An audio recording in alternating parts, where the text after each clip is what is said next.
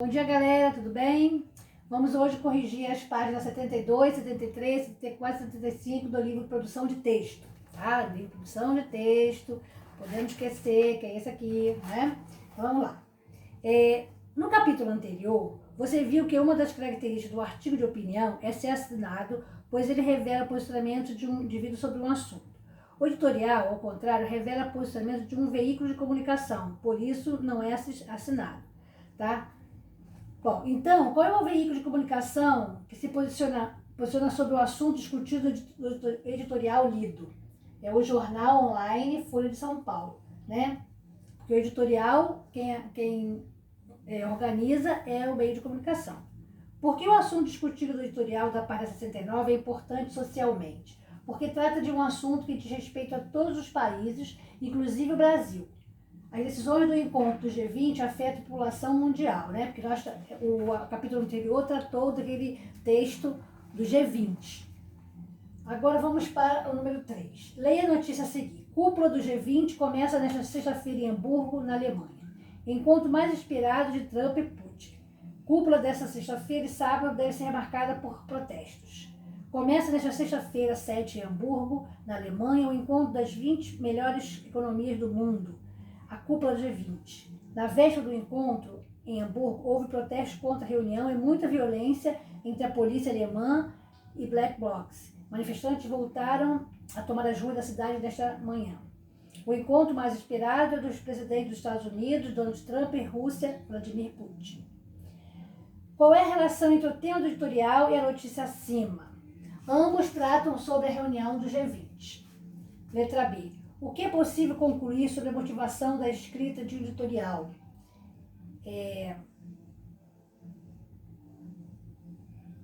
Pode que o editorial dialogue com os assuntos atuais, estabelecendo um gancho com notícias e ou outros gêneros que circulam no mesmo veículo. Número 4. Na introdução, costuma ser apresentado um assunto ao leitor. De que forma isso foi feito no editorial lido na página 69? Isso foi feito contextualizando o evento, o encontro do G20 de forte teor geopolítico, ocorrido na Alemanha em julho de 2017.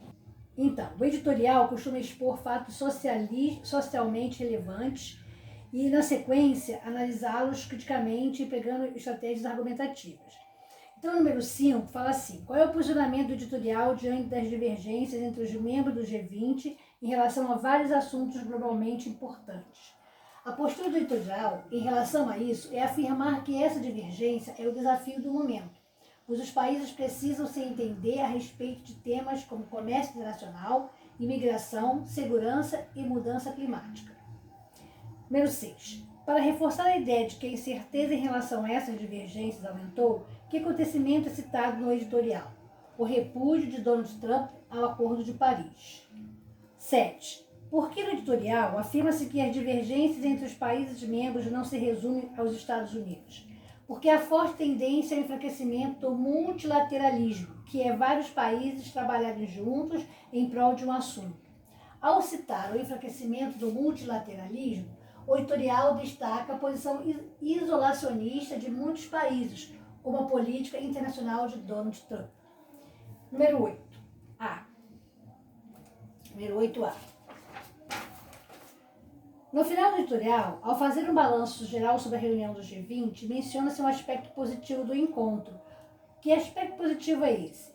A menor atenção a temas econômicos, o que reflete uma conjuntura internacional mais favorável.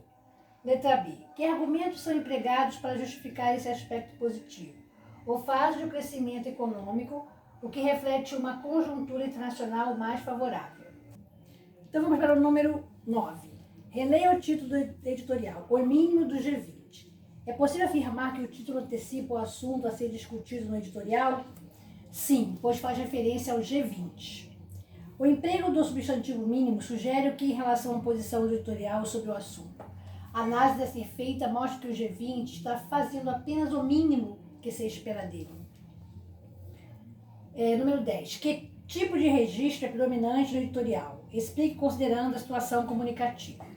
No editorial, predomina o registro formal, pois a situação comunicativa o exige, visto que, ao expressar o posicionamento de um veículo de comunicação sobre um assunto de interesse geral, é destinado a todos os leitores do jornal. Número 11. Releia os trechos a seguir. Aí dá trecho A, trecho B, trecho C. Explique a função de cada uma das conjunções em destaque, relacionando-as à forma como esses argumentos são apresentados. No trecho A, a conjunção, porém, indica a oposição de ideias. Afirma-se que os Estados Unidos repudiaram o Acordo de Paris. E, na sequência, é mostrado que as divergências não existem, só em relação a esse país. No trecho B, a conjunção mais também assume a ideia de oposição ao afirmar que no comércio deve-se manter o compromisso, destacando que as práticas, por outro lado, precisam ser justas.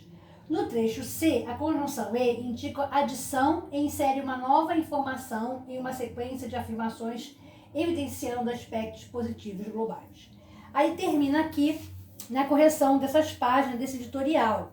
Aí ele mostra aqui um esquema do editorial. O objetivo do editorial: apresentar a posição ideológica de um veículo de comunicação sobre um assunto socialmente relevante. Então, no editorial, como eu falei, é o meio de comunicação que comanda, né, tudo que é posto no jornal, né?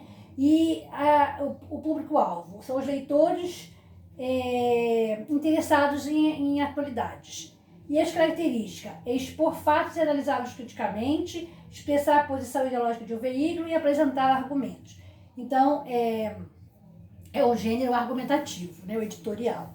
Bom, aí nós ficamos por aqui, tá? Um grande abraço e até a próxima aula.